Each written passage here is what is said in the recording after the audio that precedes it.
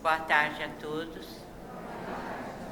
É com imensa alegria que eu estou no Centro Espírita Allan Kardec, por convite nosso caro Ney Carter, e usufruindo da acolhida amiga de nossa irmã Daisy e de todos vocês que aqui estão para conversarmos um pouco sobre ansiedade, depressão e espiritualidade.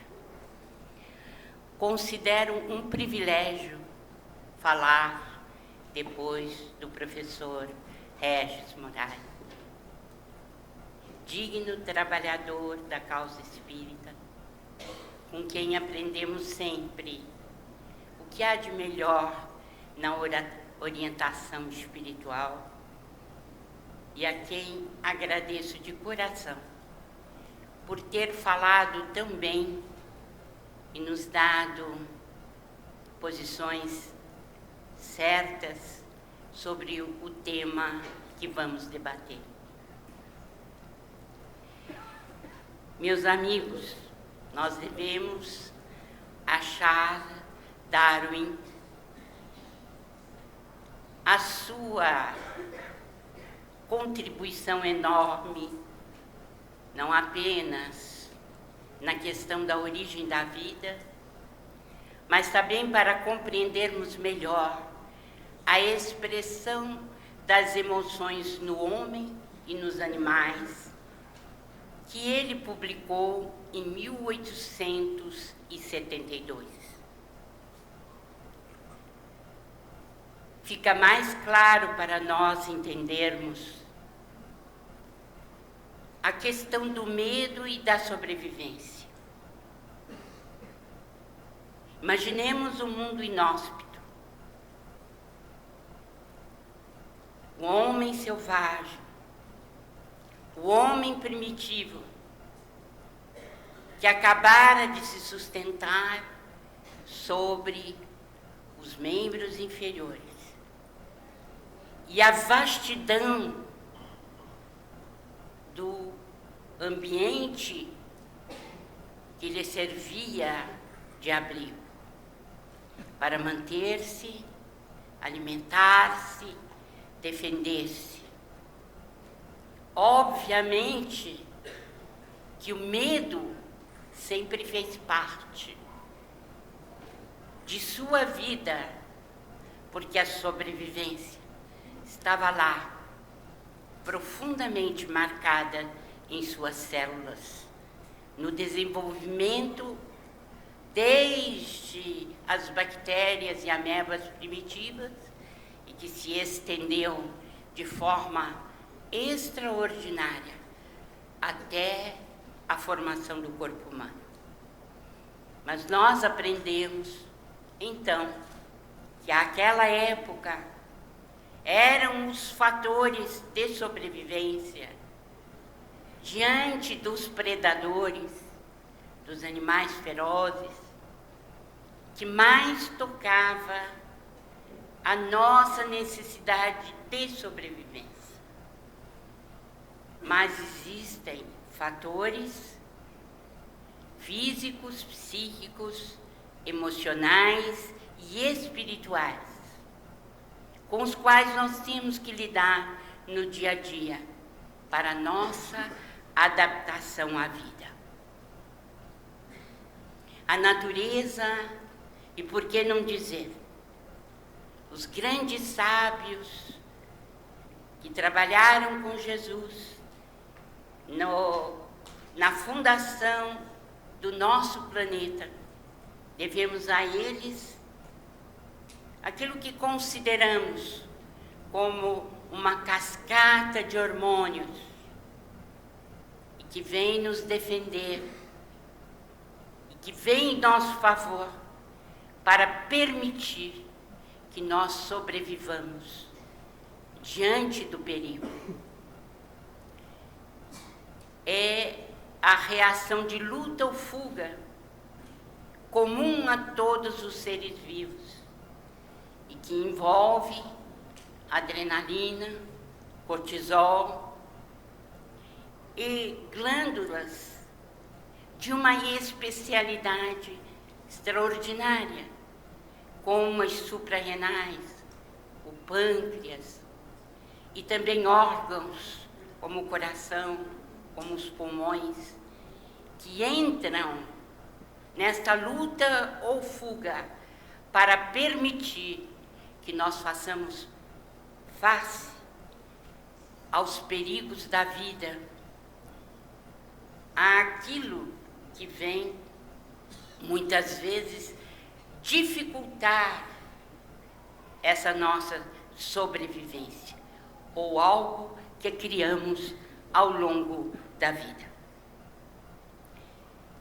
Esta reação em cadeia, que tem a adrenalina e o cortisol, e que envolve tantas glândulas endócrinas, levam a questões delicadas do organismo ou da economia orgânica. Ela eleva a pressão arterial, ela inibe o sistema de defesa e inibe também a atividade digestiva e sexual.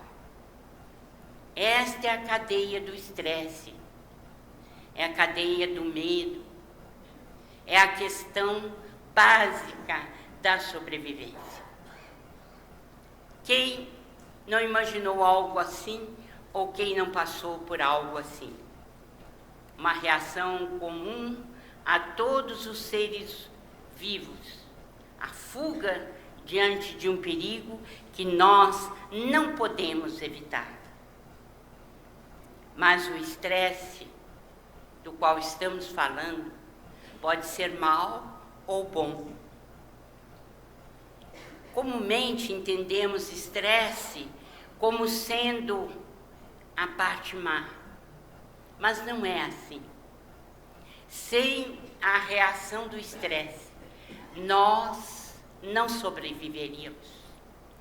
Portanto, o estresse compreende o complexo agressão-reação. Não é apenas algo que nós julgamos maléfico, muito pelo contrário, é algo positivo, porque nos impede de desaparecer e finca as nossas raízes naquilo que chamamos um instinto de sobrevivência.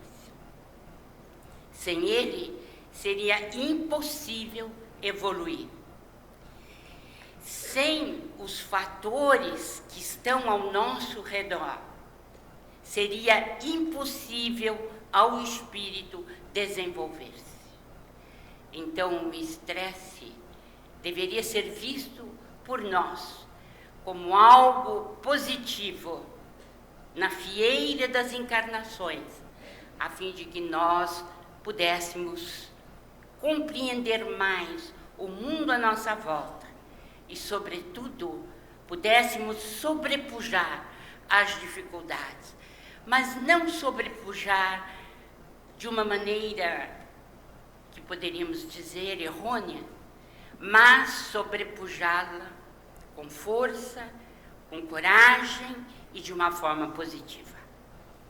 Nós reconhecemos, existe o mau estresse quando nós nos retemos num baixo padrão vibratório e nos confinamos em nosso cérebro às questões do cérebro instintivo tão somente.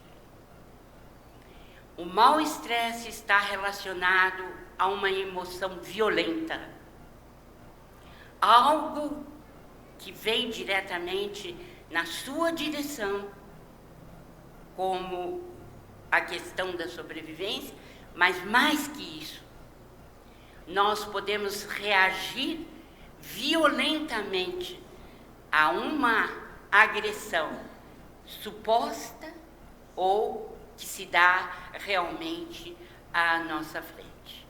nós teremos oportunidade de desenvolver um pouco mais esse nosso pensamento. Há também o bom estresse, que diz respeito a uma boa adaptação às lutas da existência.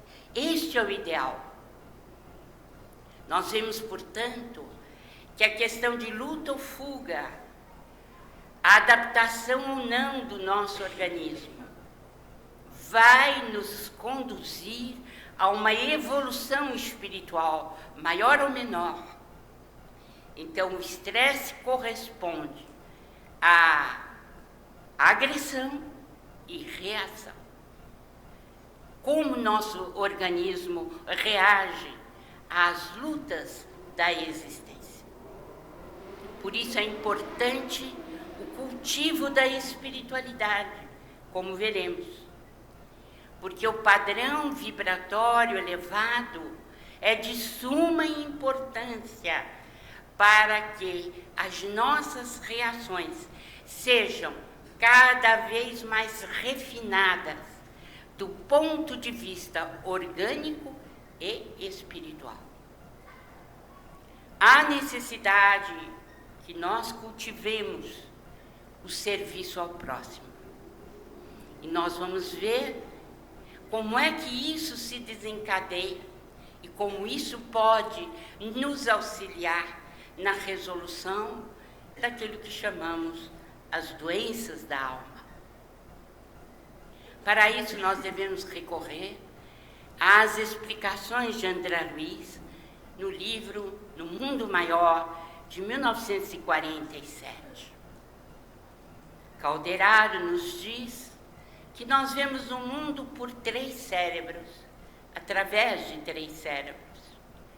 O cérebro inicial, onde estão localizados os hábitos e o automatismo, que é considerado por ele, Calderaro, como o arquivo, o porão, o subconsciente.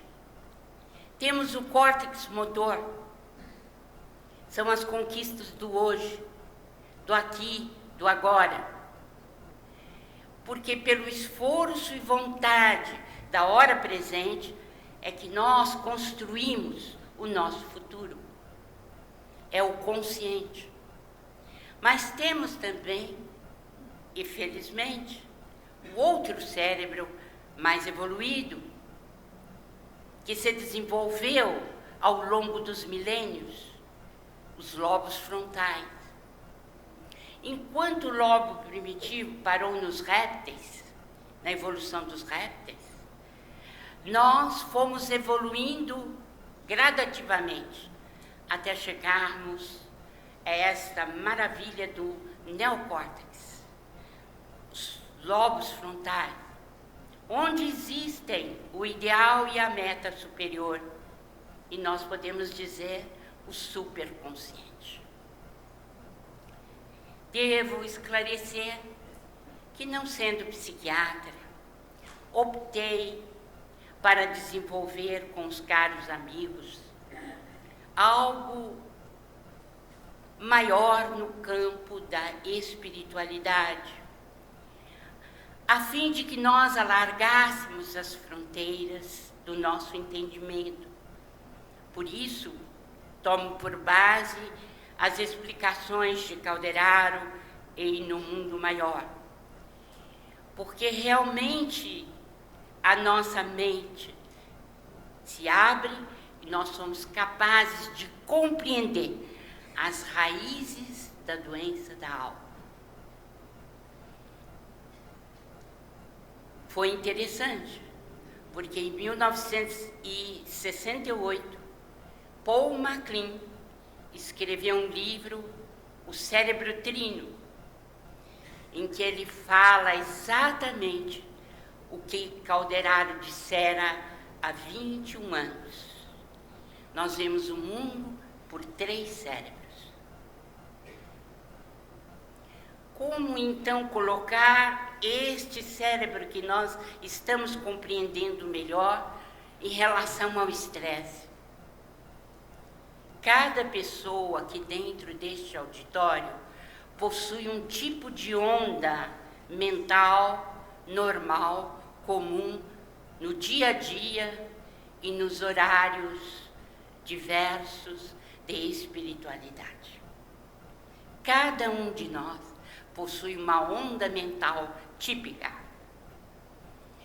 Podemos tê-la de vez em quando ou de vez em sempre em baixo padrão vibratório. Estaremos circunscritos ao cérebro inicial. Estaremos escravizados pelos instintos, pelas paixões, porque não conseguimos alçar voo e nem acionar elementos importantíssimos que o neocórtex possui para nos ajudar.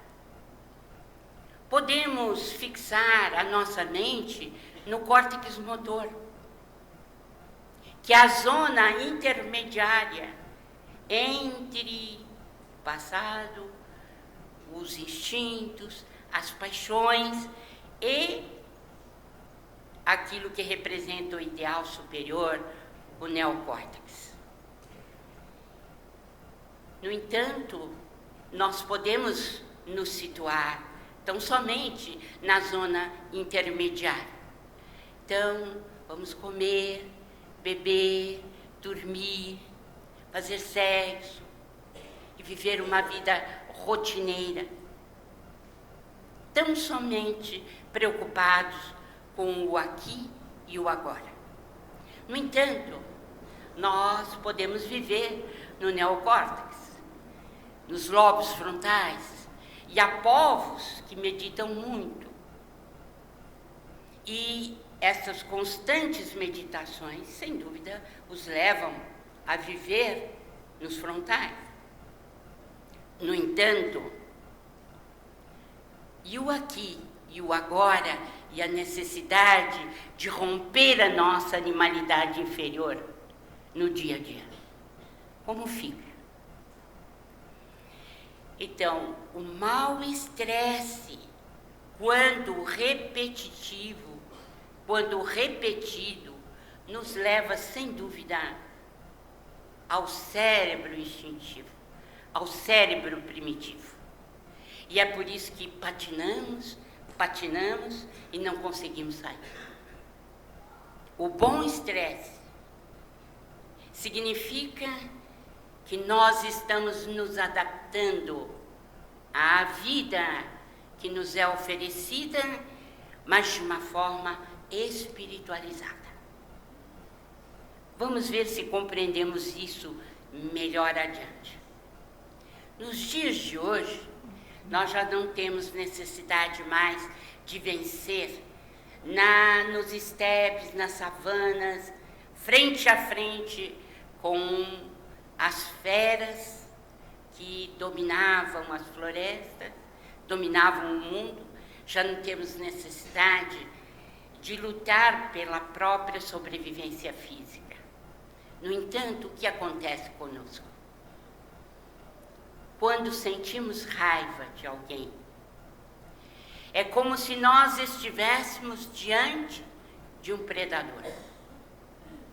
Estivéssemos diante de um inimigo, de alguém que está nos caçando. E, portanto, a cascata de reações do estresse se desencadeia.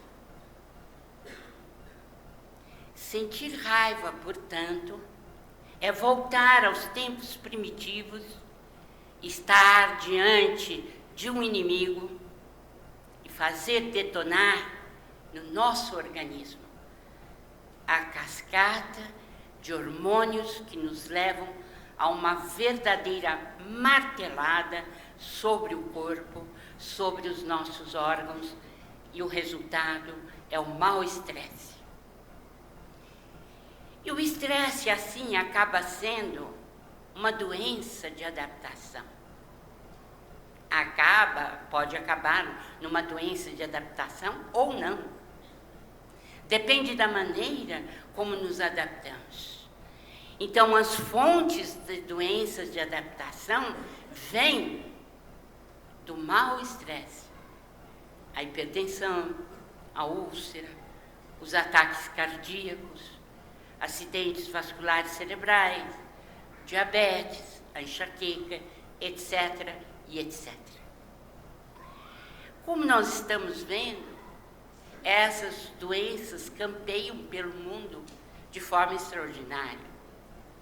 Isto significa que nós temos que tomar, enquanto humanidade, um choque de espiritualidade, para que nós possamos nos adaptar ao mundo de uma forma espiritualizada. Mas vamos em frente para ver como é isso. A ansiedade patológica, pois que existe a ansiedade, como sabemos, necessária, porque o medo e a ansiedade são necessários a fim de que nos adaptemos a este mundo e possamos fazer frente às dificuldades da vida.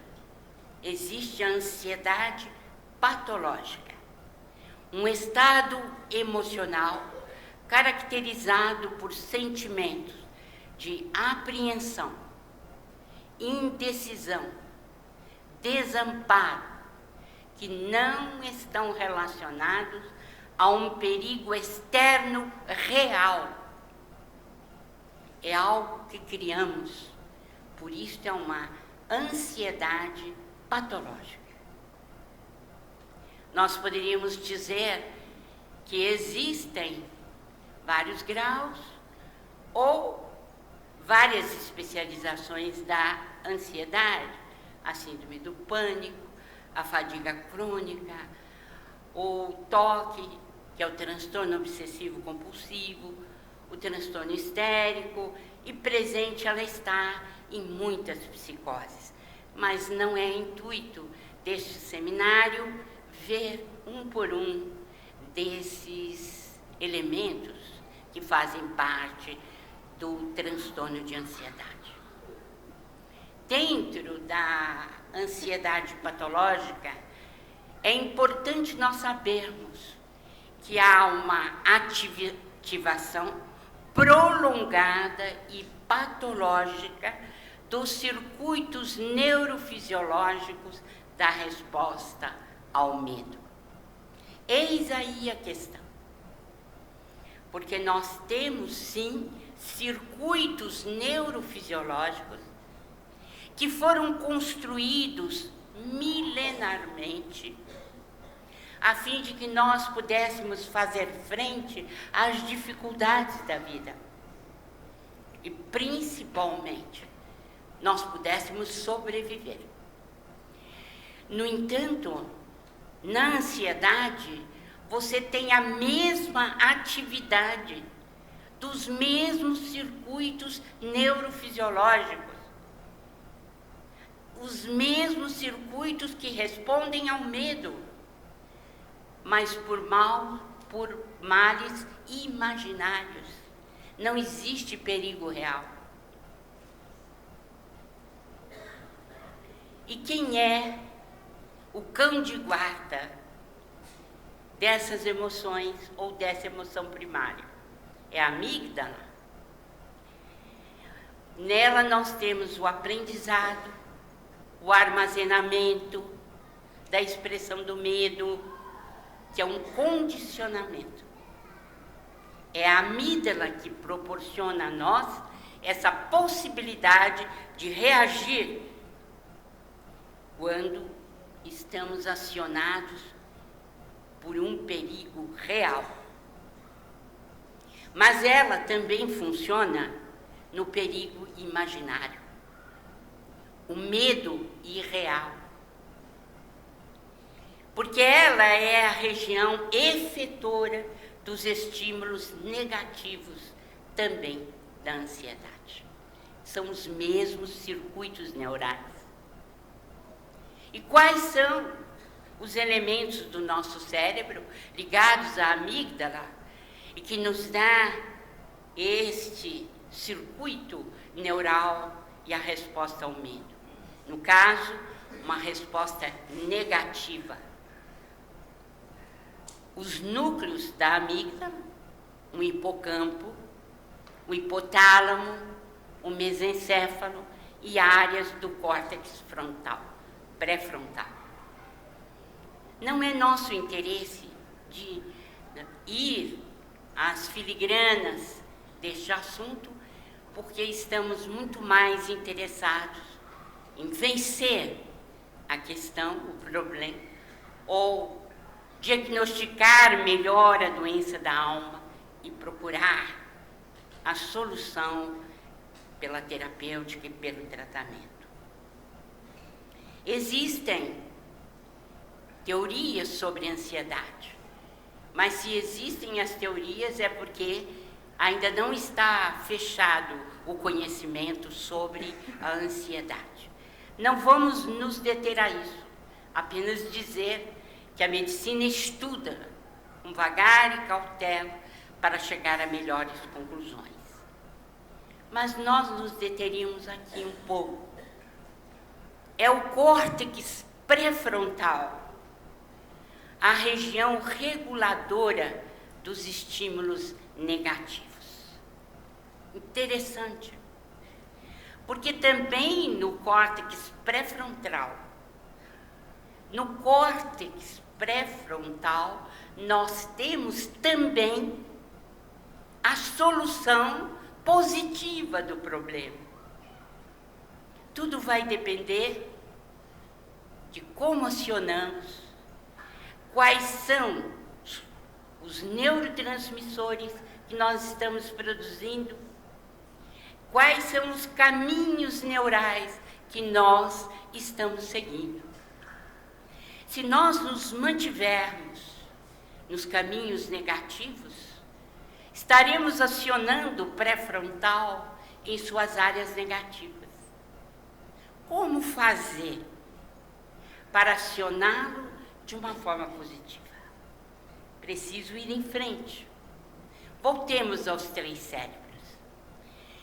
Nós vamos ver que nós temos o cérebro primitivo, nós temos o aqui e o agora, o córtex motor, mas nós temos também os lobos frontais que detectam as questões espirituais e transmitem ao nosso organismo esta mensagem que ele recebe. Como fazer acionar esses lobos frontais para que a mensagem negativa da ansiedade não venha a se instalar dentro do nosso cérebro, quer dizer, substituindo o núcleo pré-frontal da negatividade. Como é que nós vamos fazer isso? Lembremos daquilo que o Evangelho segundo o Espiritismo coloca de uma forma simples e extraordinariamente importante. Nascemos para o entrosamento com a grande vida, com aquele que nos criou. Para isso nós percorremos um caminho imenso, o caminho dos instintos, das sensações, dos sentimentos. Ao longo da nossa história, vamos passando por dificuldades inúmeras, enfrentando o mundo, adaptando-nos ao meio externo, de uma forma negativa ou positiva. No entanto, nós percorremos pelo instinto, pela sensação e pelos sentimentos. Os sentimentos constituem a parte positiva da nossa evolução. Mas o ponto sublimado do amor, nesta maravilhosa lição do Evangelho, é o amor. Como fazer para que o amor nos conduza ao entrosamento com a grande vida de uma forma positiva? Aqui nós temos adaptação à vida que a medicina já reconhece. Nós podemos estar ligados ao passado e aí nos deprimimos. Nós podemos colocar o cérebro no relógio, com o nosso relógio biológico ali existente, no presente, para viver aqui e agora. E podemos utilizar esse mesmo relógio biológico e viver no futuro. A ansiedade. Esta é uma questão que precisamos resolver. Porque, conforme Calderaro nos ensina, no mundo maior, você precisa consultar o seu passado. Você precisa fazer planos para o seu futuro, mas é importante o aqui, o agora, o que você está vivendo aqui, nesse momento, porque é a construção do seu futuro. Ora, quem se deprime não está no presente, está no passado. Quem está ansioso está no futuro, e o presente não exerce o seu papel extraordinário de regulação da nossa espiritualidade futura. E a depressão? Nós temos que é uma síndrome, e que é uma constelação, portanto, de sintomas psíquicos e somáticos, de intensidade e cursos variáveis. Quem disser que a depressão é algo simples, não leu o suficiente. Nós sabemos os graus variados de sintomas, de sinais, ora frustros, ora abertos, escancarados. Tristeza não é depressão. É uma emoção natural, uma resposta à frustração, à decepção, ao fracasso. Não compromete de modo algum o raciocínio e você reage às boas notícias, mas o deprimido não. O professor Regis já teve oportunidade de dizer muito bem a respeito da tristeza. Ela diminui com o tempo, a depressão não, e só retorna com a lembrança. Existem quadros depressivos, existem elementos depressivos em quadros clínicos, como no transtorno de estresse pós-traumático, na demência, na esquizofrenia, no alcoolismo, nas doenças clínicas, etc. Então, depressão não é algo tão simples como imaginamos na vida comum. Atualmente, compreendemos como sendo doença, depressão, o transtorno depressivo maior, a melancolia, a distimia, a depressão no transtorno bipolar, tipos 1 e 2, a depressão na ciclotimia, o transtorno misto da depressão e ansiedade. Como dissemos, não são quadros simples. Temos visto muitos companheiros dentro da doutrina que escrevem livros ou então em suas palestras descrevem até muito bem determinados quadros. No entanto, nós notamos que a amplitude do quadro depressivo não é bem analisada e muitas vezes leva a criatura a uma interpretação errônea do que seja o passe espírita ou a terapêutica complementar espírita. Creio que nós precisamos tomar cuidado quanto a isso. A melancolia, por exemplo, é uma depressão grave. não é a mesma conotação que nos dá o Evangelho segundo o Espiritismo, e nem poderia ser, mas a melancolia é vista como essa depressão grave, que tem sintomas somáticos e características psicóticas graves. Preciso, portanto, quando falarmos de depressão, tomarmos cuidado e principalmente não reduzi-la a questões simples, porque ela não é.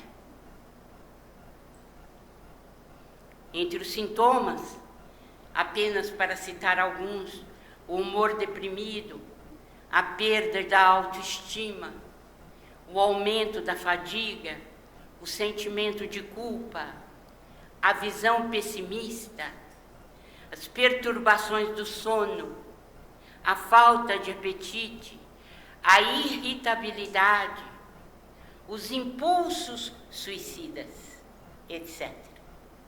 É por isso que é preciso extremo cuidado ao falarmos de depressão, porque há quadros graves em que os impulsos suicidas são, infelizmente, levados a termo. Como o professor Regis nos disse a propósito do caso triste de Virginia Woolf. E a etiologia? Qual a causa? A depressão tem causas desconhecidas. Fatores genéticos, psicológicos, ambientais e bioquímicos estão envolvidos na sua gênese. Esses fatores terão pesos específicos diversos em cada indivíduo com depressão. Daí nós repetirmos que é preciso cuidado quando tratarmos da depressão, tanto quanto da ansiedade, porque é preciso uma certa formação, inclusive, para que a gente possa oferecer caminhos seguros de tratamento. A depressão está ligada à genética, sim. Transmite-se a tendência ou predisposição. A suscetibilidade é transmitida. Os estudos não têm sido conclusivos em muitos casos. No entanto, nós já sabemos que existe um componente genético, 40%, por exemplo, para a depressão unipolar e 70% nos transtornos bipolares. O que o Espiritismo tem a dizer na questão genética é fundamental.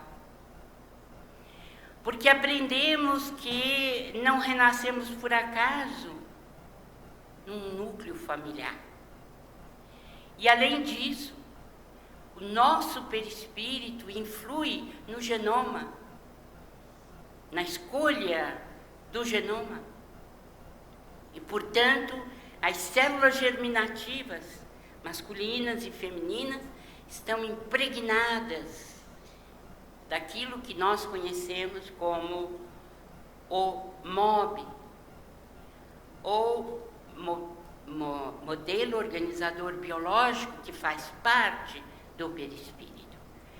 Porque, então, nós refutarmos as conquistas da ciência, vamos aprendê-las e, principalmente, interpretá-las, porque o Espiritismo tem um âmbito enorme de contribuição a dar à medicina. Quais são os fatores biológicos? Já os vimos aqui também, mostrados pelo professor Regis, a noradrenalina e serotonina, e principalmente que está presente na depressão, o eixo hipotálamo-hipófise adrenal. Que eixo é este? É o eixo do estresse, que nos coloca em posição de luta ou fuga. Há uma elevação do ACTH e do cortisol. E isto é um dos achados mais consistentes na depressão. O que significa que estamos acionando o cérebro primitivo constantemente dentro do mau estresse. Ainda os fatores biológicos, o sistema imune ou imunológico tem uma diminuição da sua atividade. E isto é grave, como sabemos, porque nós não temos respostas aos vermes, aos vírus, às bactérias e a tudo mais que nos ataca e que nos traz problemas nosológicos graves. A questão da dopamina, que nos leva ao isolamento social, em muitos casos, e outras alterações hormonais, como o ciclo menstrual, na gravidez, no período pós-parto, na menopausa. Quanto à menopausa, eu gostaria de dizer que mulheres que fizeram um aborto na juventude ou quando eram mais moças, em geral enfrentam problemas de depressão crônica na fase da menopausa. Isto porque veremos mais adiante a questão da culpa, que está muito presente nos casos de depressão. Para o processo de cura, nós não vamos entrar diretamente, porque o psiquiatra falaria muito melhor que eu. Então, existe o tratamento médico e psicológico convencional. E, normalmente, nós ouvimos dos companheiros espíritas que eles evitam qualquer tratamento médico e psicológico, porque isso representaria talvez uma fraqueza da sua parte. Nós absolutamente não vemos assim. Há companheiros que, por estarem tomando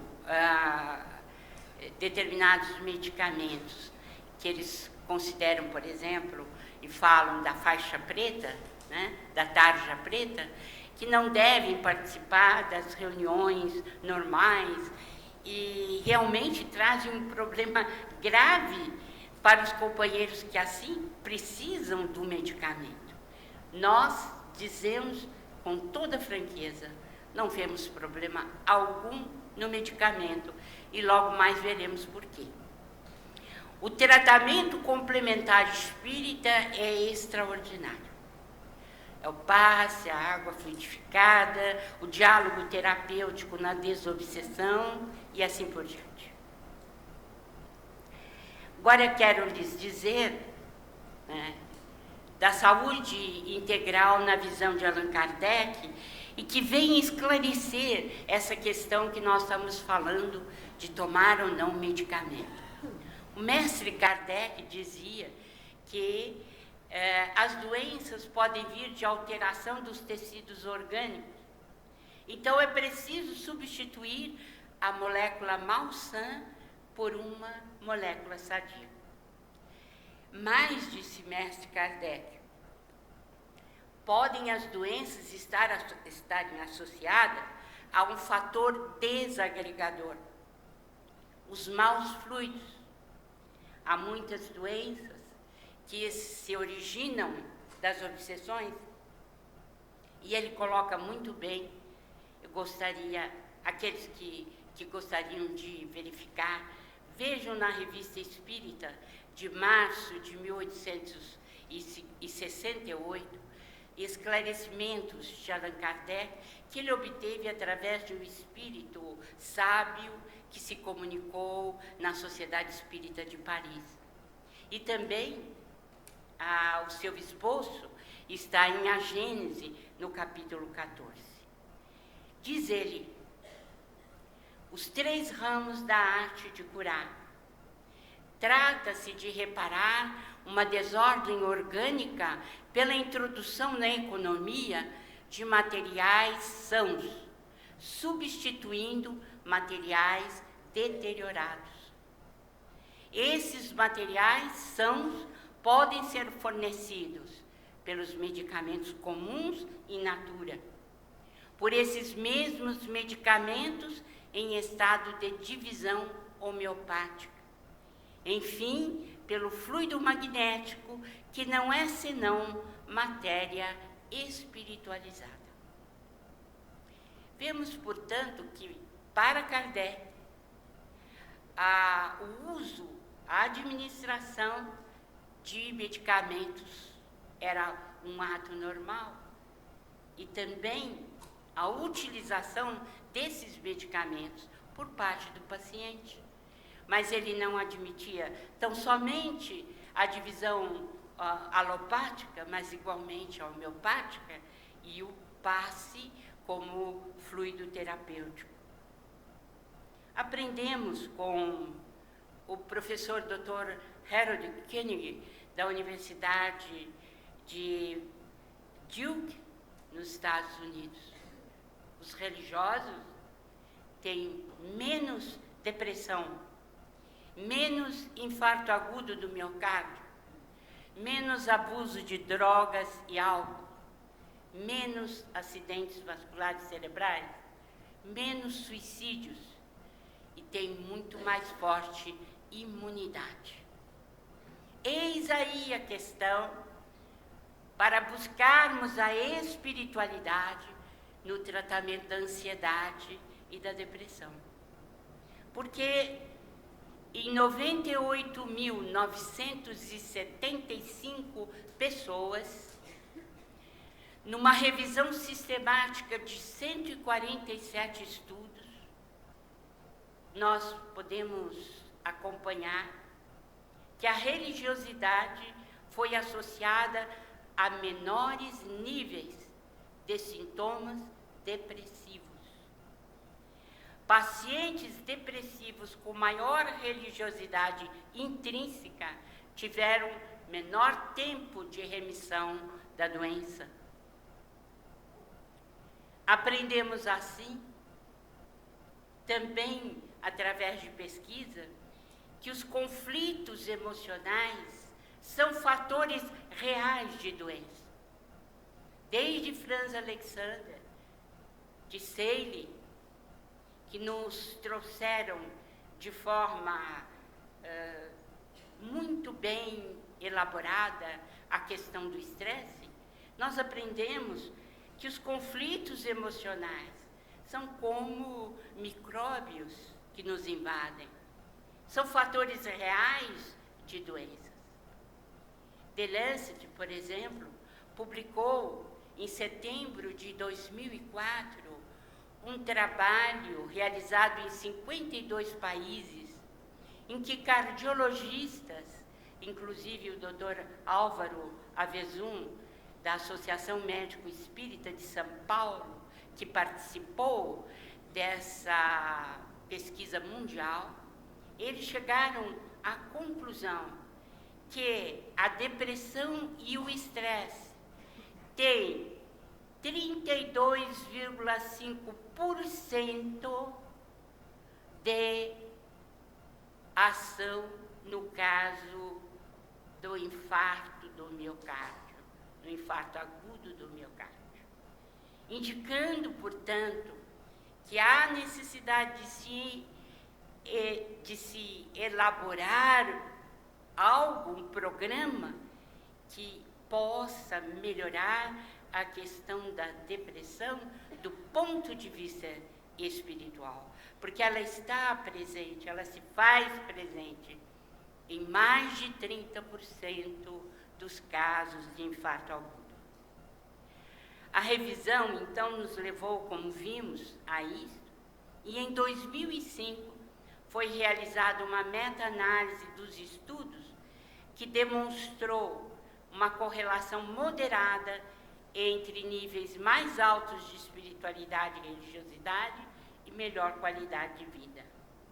Por exemplo, o estudo brasileiro realizado pela Associação Médico Espírita de São Paulo em pacientes idosos em reabilitação, em parceria com a Universidade de Duke, demonstrou que os religiosos, 62% tinham melhor qualidade de vida. A conclusão, portanto, do trabalho entre a DILC e a AME São Paulo é de que a importância da religião na vida do paciente e a oração são indicadores de melhor qualidade de vida em idosos em reabilitação. Bem, como é que nós podemos avaliar melhor a contribuição do Espiritismo para a abertura das mentes e principalmente para soluções reais, positivas, em favor dos pacientes? Diz Kardec em A Gênese que o agente propulsor é sempre o espírito, encarnado ou desencarnado, que infiltra num corpo deteriorado uma parte da substância do seu envoltório fluídico. A cura, diz Kardec, opera-se mediante a substituição de uma molécula malsã por uma molécula sã. Já vimos isto quando ele falou sobre a administração dos remédios alopatas. E igualmente defendeu a homeopatia e o passe espiritual. Aprendemos na obra Chico Xavier Emmanuel que há, nessa visão integral do ser, o poder extraordinário do espírito, porque saúde é a perfeita harmonia da alma. Voltando aos 3 cérebros, voltando à questão do passado, caindo na depressão, no futuro, caindo na ansiedade, nós vamos fazer uma ligeira digressão para sabermos por que nos aprisionamos no cérebro instintivo. Qual é a razão que nos leva a manter os circuitos neuronais dentro das faixas negativas? Será que conseguiremos, através dos estudos, das pesquisas, acionar de forma positiva o neocórtex? Será que conseguiremos vencer os estágios primitivos e que nós temos nos debatido por milhares e milhares de séculos? Será que conseguiremos vencer?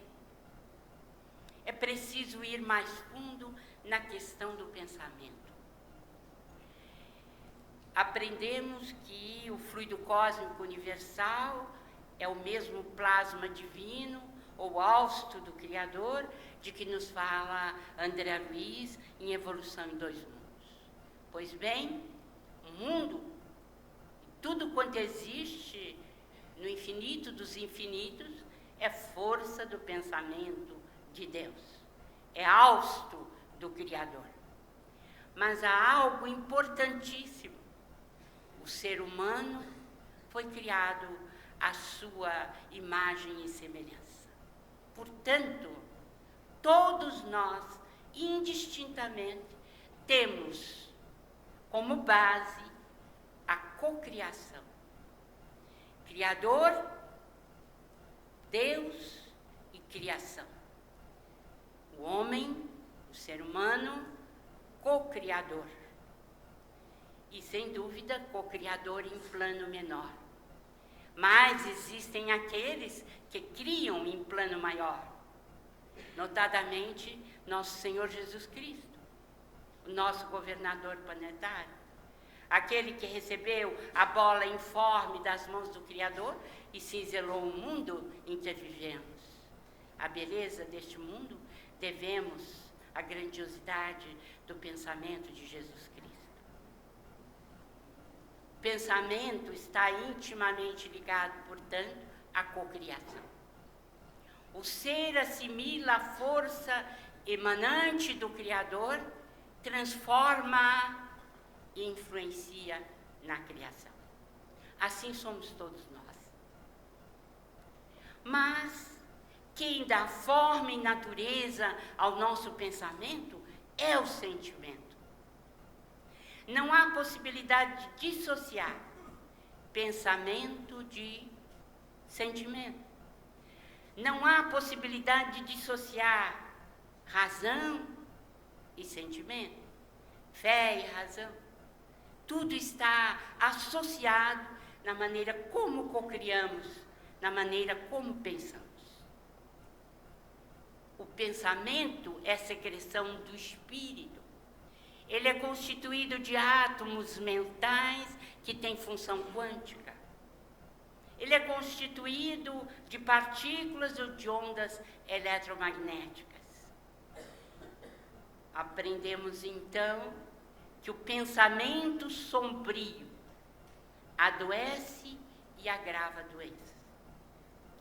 E Pensamento e Vida, um pequeno grande livro, Emmanuel disseca admiravelmente essa questão. As ondas negativas que produzimos interferem diretamente no nosso cérebro e na economia orgânica. E o pensamento possui uma característica fundamental. Ele pode ser reproduzido, porque uma onda mental pode ser reproduzida em outro cérebro. E aqui está algo importantíssimo das nossas relações entre encarnados e encarnados, e entre encarnados e desencarnados. Nossos pensamentos geram nossos atos, e nossos atos geram pensamentos nos outros. Estamos ligados em espírito com todos os encarnados ou desencarnados que pensam como pensamos. Daí seria impossível falar em ansiedade e depressão sem repercussão à volta, no ambiente em que vivemos, em nossa psicosfera. É impossível. A obsessão não é causa da ansiedade nem da depressão, mas é efeito. Dizia-nos Chico Xavier certa vez que a tristeza, o choro, inicia-se conosco, mas nós não sabemos aonde ela vai terminar. Às vezes, 1 minuto de tristeza representa 1 mês ou 1 ano de choro e lamentação, porque estamos ligados em espírito com todos encarnados ou desencarnados que pensam como pensamos. E nossos pensamentos geram nossos atos, e nossos atos geram pensamentos nos outros. Isto é lei, faz parte da cocriação. Fomos criados para influir na criação.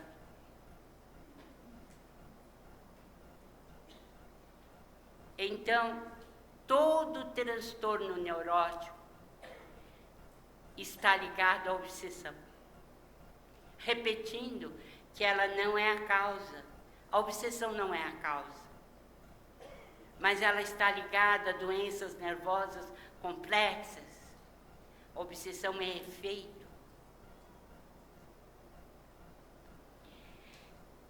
André Luiz diz uma frase extraordinária em mecanismos da mediunidade, e que nos dá toda a responsabilidade do que estamos fazendo aqui, como estamos vivendo e qual é a nossa influência no mundo em que vivemos. Diz ele: toda matéria é energia tornada visível, e toda energia, originariamente, é força divina de que nos apropriamos para interpor os nossos propósitos aos propósitos da criação, cujas leis nos conservam e prestigiam o bem praticado, constrangendo-nos a transformar o mal de nossa autoria no bem que devemos realizar. Porque o bem de todos é o eterno princípio. Assim aprendemos que cocriamos, somos responsáveis por aquilo que fazemos. Tudo aquilo que está contrário à lei divina permanecerá conosco, para que um dia refaçamos os caminhos. Mas todo bem que fizermos permanecerá eternamente conosco, sem nenhuma interferência. Esta é a grandeza da cocriação divina. Então nós já podemos dizer, quando colhemos ansiedade, quando colhemos depressão, ela já existia conosco? Ou elas já estavam conosco? Por uma lei que se chama ação e reação. Ela pode durar algum tempo. Quem sabe realmente os mecanismos ou os meandros da nossa vida passada e como interferem na vida presente. Um livro como Ação e Reação, por exemplo, é extraordinário ouvir um ministro Sâncio a dizer que o tempo é que reflete na nossa vida aqui o que o passado nos trouxe através dos genes.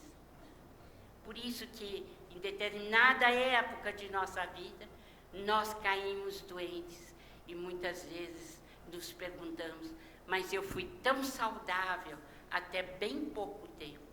O que teria acontecido exatamente nesta época da vida em relação ao nosso passado espiritual? Só Deus o sabe. Aqui está a frase de Chico Xavier que eu gosto muito. A paz em nós não resulta de circunstâncias externas, e sim da nossa tranquilidade de consciência no dever cumprido. Sabe-se lá quando é que nós deixamos de cumprir o nosso dever e colocamos em risco a integridade de nossa vida mental? Quando isso aconteceu? O que realmente fizemos? A depressão, diz ele, pode ter como causa a consciência que tem o espírito de débitos passados sob a forma de culpa. Entretanto, não podemos generalizar a afirmação. Mas é uma ótima dica, a fim de que nós possamos compreender melhor este fenômeno que nos leva para o passado. E uma das questões colocadas frequentemente pelo deprimido é a culpa, que ele não sabe definir, não sabe dizer.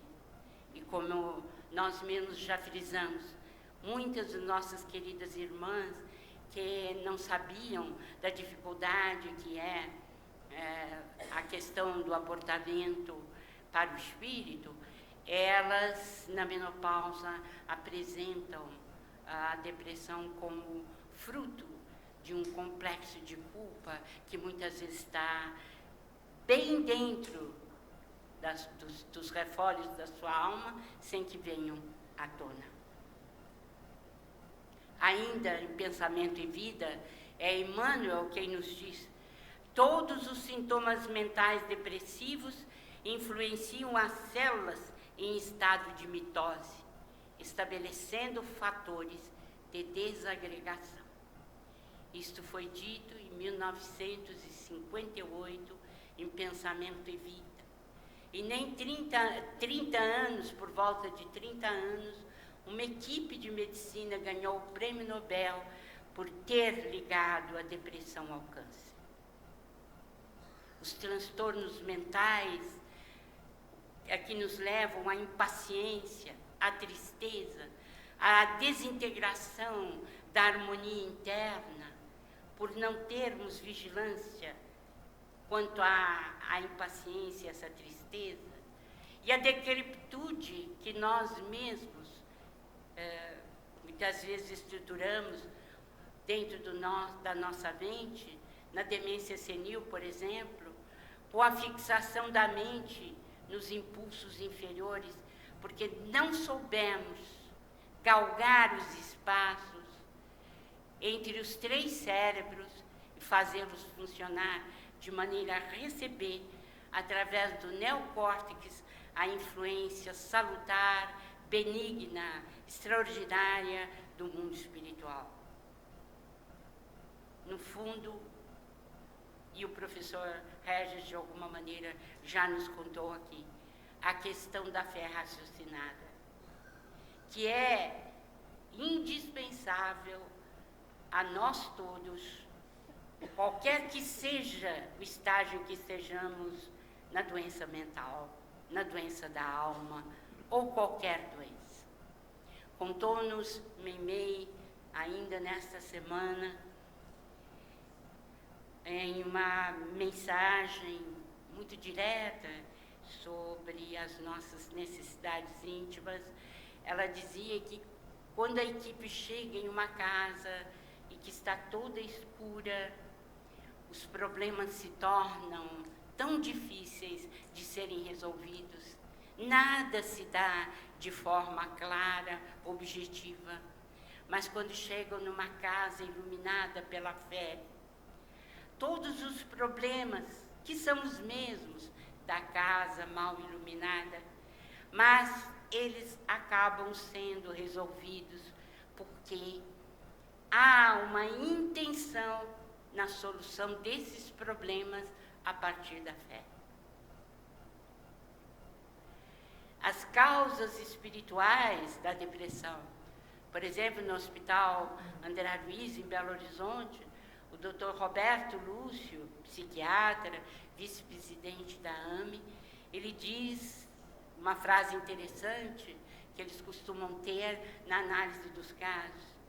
O deprimido diz: se eu não tenho a vida que quero, eu não quero a vida que tenho. Há uma rebeldia na condição do deprimido. E eles afirmam aos pacientes: a obsessão não é a causa, e sim o efeito.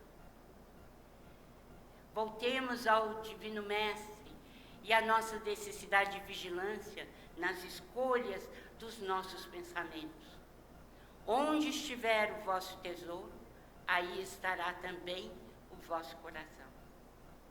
O homem bom tira boas coisas do bom tesouro do seu coração, e o homem mau, do mau tesouro, tira coisas más.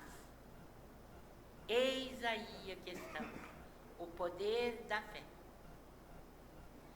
Porque tenho bons pensamentos e não sabe. Comumente, depois que nós abrimos para perguntas, nós ouvimos muitas vezes isto: como é que eu tenho cultivado bons pensamentos e, no entanto, não tenho logrado a cura?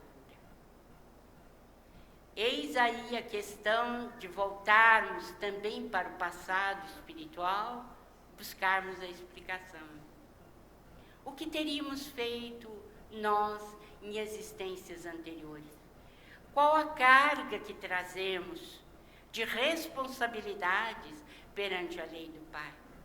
É preciso manter firme, sim, os bons pensamentos e aguardar e esperar. Assim como nós tivemos, em pouco tempo, disseminado, muitas vezes, a infelicidade para populações inteiras, para famílias inteiras. Quando nos é dada a oportunidade de refazer caminhos, queremos resolver em poucas horas. Como se os pensamentos fossem suficientes para resgatar a sombra que nós depositamos em nós, segundo a frase de André Luiz. o tesouro que nós acumulamos de formas negativas e que estão conosco para serem desbastados. E muitas vezes uma única encarnação não consegue esse milagre. Por que a autoajuda não funciona em muitos casos? É claro que ajuda no sentido da disciplina do pensamento, de buscarmos sempre os pensamentos positivos. No entanto, e a questão da culpa? Como é que a autoajuda vai resolver? Que tudo é mostrado como se o pensamento varasse todos os obstáculos e as montanhas que nós temos de desbastar de nosso passado espiritual. É à custa de sacrifício, de lutas, e principalmente do tempo, que deve estar a nosso favor. Mas não podemos desanimar diante das dificuldades, como se nós esperássemos que o mundo se abrisse depois, muitas vezes, de assassinatos coletivos em que tivemos empenhados, na disseminação da fome de muita gente. É preciso que pensemos que a misericórdia divina é extensa, é enorme, mas nós não podemos iludir a lei. Nós temos que trabalhar para reformular conceitos dentro de nós. Como lidar com o medo, com a ansiedade? Como lidar com a ansiedade que chega sem motivo nenhum, não há uma causa aparente? Se nós tomarmos o nosso lar, veremos lá que o governador tem turmas permanentes para explicar à população que o medo transforma as criaturas e as leva à situação de animalidade e primitividade, que é preciso reformular questões. Se o mundo espiritual tem para nós lições permanentes para evitar o medo, nós não podemos, de maneira nenhuma, deixar de lado esses conselhos. E tempo virá em que as próprias casas espíritas assumirão este papel também importante, o de alertar contra o medo, o de trazer as criaturas que frequentam a casa ao clima da confiança, porque sem encorajamento, sem esperança, como é que vamos encontrar a cura? Então, a questão do medo precisa ser trabalhada. E a questão do medo está diretamente ligada à ansiedade. E a questão da resignação, também muito ligada a outra questão, a depressão. Eu não quero a vida que tenho, eu me rebelo. Não. Ensinarmos a razão da resignação e a importância dela. É como se nós abríssemos as páginas da filosofia espírita para dizer: o que é que você está fazendo aqui? Por que você está vivendo? Para onde você vai? E abrir as portas da mente para a compreensão do que significa de fato viver, ora na matéria, ora no mundo espiritual. Porque a fé, ela pode ser desenvolvida sim. Emmanuel, no pequeno grande livro Pensamento e Vida, diz o seguinte: a fé é como a luz solar. Ela está por toda parte. Mas há aqueles que concentram a luz em lentes e obtêm uma força muito maior que os outros, a ponto de causar até queimação em determinadas áreas onde a lente se converteu. Então, a questão da fé deve e pode e precisa ser desenvolvida. A fé raciocinada, aquela que explica o que nós estamos fazendo aqui, e principalmente nos dá forças para pensar melhor, para cocriar melhor. E a maior cocriação que nós poderíamos fazer vem através do amor, do serviço ao próximo, do esquecimento de si mesmo, da abnegação. Então, voltamos ao nosso entrosamento com a grande vida. Nós estamos aqui, mas precisamos nos entrosar com a grande vida. Deixemos de lado o medo. Apaguemos a rebeldia da nossa vida. Procuremos desenvolver a fé, convertendo a luz divina do sol em potência, em criação. Que o ponto sublimado, que é o amor, que nasce da fé genuína, que ele possa nos inspirar, que possa nos elevar para situações melhores. Para todos os ansiosos, os deprimidos, os irmãos doentes nos hospitais, nos lares, nós vamos elevar a prece que Chico Xavier gostava tanto. Pai nosso que estás nos céus, na luz dos sóis infinitos, Pai de todos os aflitos deste mundo de escarcéu. Santificado, Senhor, seja teu nome sublime, que em todo o universo exprime concórdia, ternura e amor.